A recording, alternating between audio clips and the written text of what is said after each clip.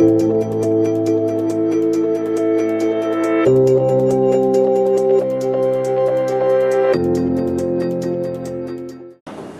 the next few minutes, I'm going to talk a little bit about the perspective that we have as an organization in media, and particularly areas that we cover: the sales organization, the technology infrastructure, the ad operations.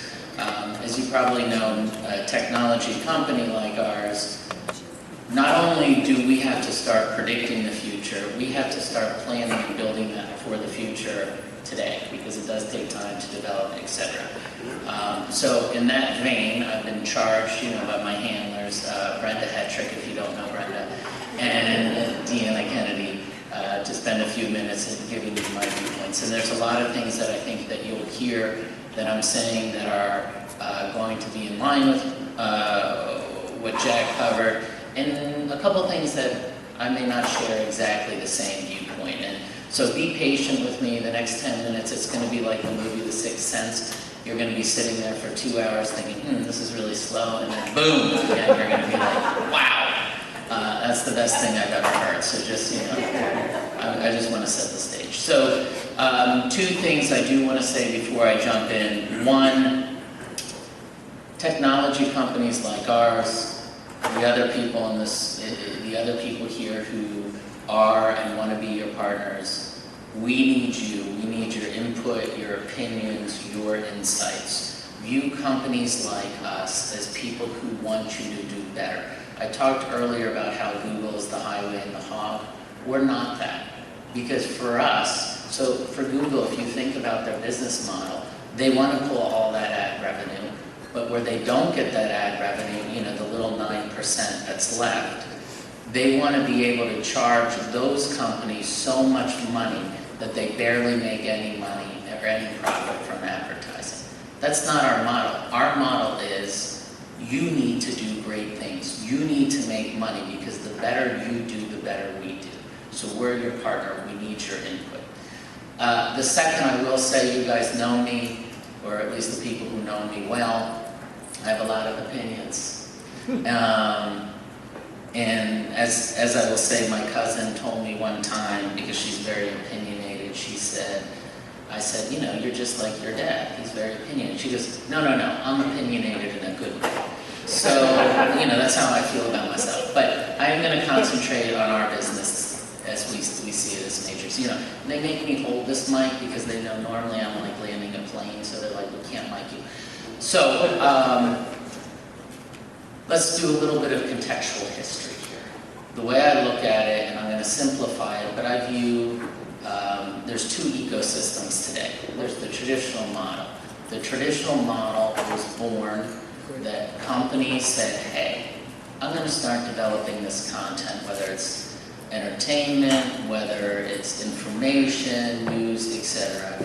And I'm going to find sponsors and sell advertising so that I can fund this sponsor. Over time, technology developed to support that ecosystem. Conversely, we have the digital ecosystem. The digital ecosystem was born out of technology.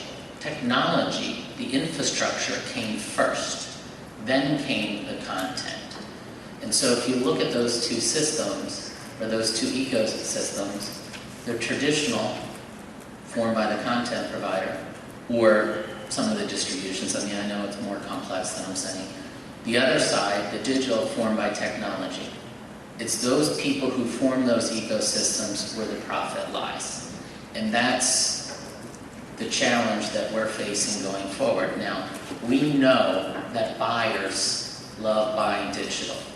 They like it for, I'm going to say, 4 primary reasons. Again, I know I'm simplifying it, but they like it because it's easy. It's easy to buy. It's not very complicated. 2, I can hyper-target. And I get measurement that I'm confident in. I know it's not great, but you can hyper-target. I think of Verbu, is that the name of this news site where you can rent homes, it's like an Airbnb or HomeAway. They're hyper-targeting. They have bought 10,000 impressions, all me. And so I know digital doesn't work perfectly, but there's a lot of confidence there. And then finally, the reason buyers like it is not only price, but they like the idea that the reconciliation process is pretty easy, simple, easy to understand. Now, as we look going forward, again, none of this is anything I would say people don't know in this room. As we look going forward, we talk about convergence. And convergence doesn't mean things are coming together. Convergence means people want traditional to feel more like digital in the way it's bought, the way reconciliation happens, etc. So when we talk about it, it's not about selling impressions that are Nielsen ratings converted into impressions. It's talking about providing dynamic ad insertion.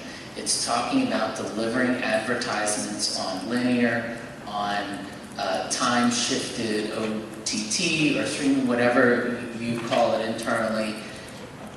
It's delivering those and then having your ad servers provide metrics as they come. Now, I will say that Spot is not leaving. I mean, it's not going to be gone, but it's going to be different. You're going to have a lot less Spot to sell. It's going to be live events, particularly sports, and then it's going to be, on occasion, a pre-recorded type of program. And to Jack's point, the digital world, the impressions, this is all call to action type marketing, where being part of events, those types of sales are much more about branding. So they're not going away. But here's where the future gets a little murky for me and for us as an organization. I see the future for traditional media is going one of two directions. The first direction, I would say, is the pessimistic one. And this is what I see. I think about our clients, our prospects, and I talk to them, you know what needs to be done. But at the same time, there's still this marriage to the way things were done. And rather than saying, okay, yeah, we have this old infrastructure, we sold Spot, we have these made goods, however it may be, and we're just going to keep adding to that in incremental steps over the next few years because we have this fear of losing control of our inventory, the fear of price compression, etc. However, this is the future that I see with this approach. Amazon is showing NFL football on Sundays. We know this. Amazon can and has the ability to do dynamic ad insertion. And as they start selling more and more advertisements, as they put in those spots, because of the way they sell, the way they can target, they're going to be able to charge more. Amazon is going to make more money, and they know they can then outbid for all of Sunday football. And before you know it, on Sundays afternoon, instead of showing NFL football, you're going to be showing reruns of I Love Lucy and The Golden Girls, if you can pull it away from TV land. That's not great. And then you're going to panic. And then the future that you fear is going to come true. You are going to be going to programmatic platforms and you're going to be selling that inventory for whatever you can get. Now that's the pessimistic view. However, there's an optimistic view. The optimistic view is one where we as an industry say, right now, the truth as an industry, the traditional world, has way more reach, way more opportunity to bring value than Amazon. You, as organizations, can sell multi-platform media. You can work together, sell across media. There is so much that we can do together as an industry that we really can take on these quote-unquote disruptors. And so we as an organization at Matrix, what we're focused on, I think, listen, we're, I would say, a very old technology company. And we've done a lot of work on our current product line, and Tim said, dare I say CRM. Listen, I'm saying everybody needs CRM. Don't get me wrong. It's not a bad word.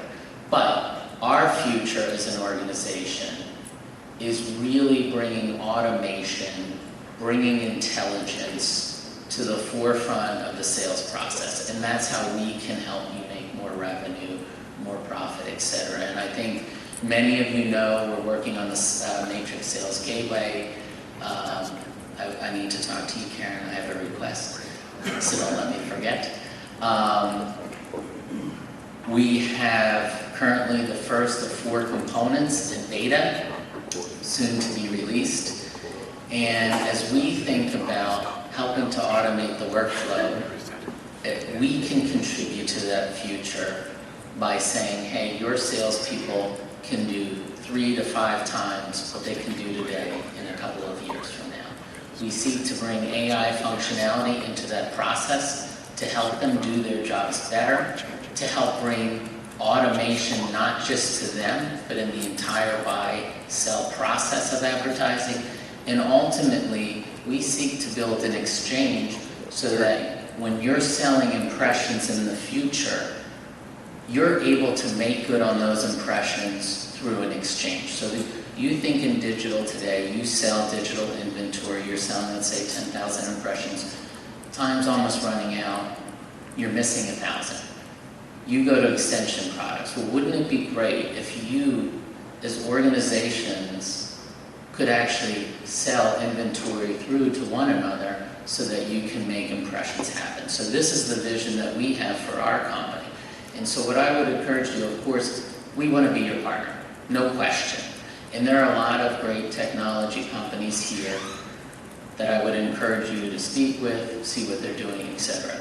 But from my standpoint, not just us, but as you think about your technology infrastructure, I would encourage you to say, instead of being incremental and taking those small steps, and this is the one thing that, sorry Jack, that I would disagree with, I don't believe in incremental steps. I think you have the legacy, keep the legacy going, but build a new infrastructure over here. Don't try to build it on your legacy. So that is the future that we think of. I know that we are now running into a break, so I would ask everybody to be back at 10:40 and enjoy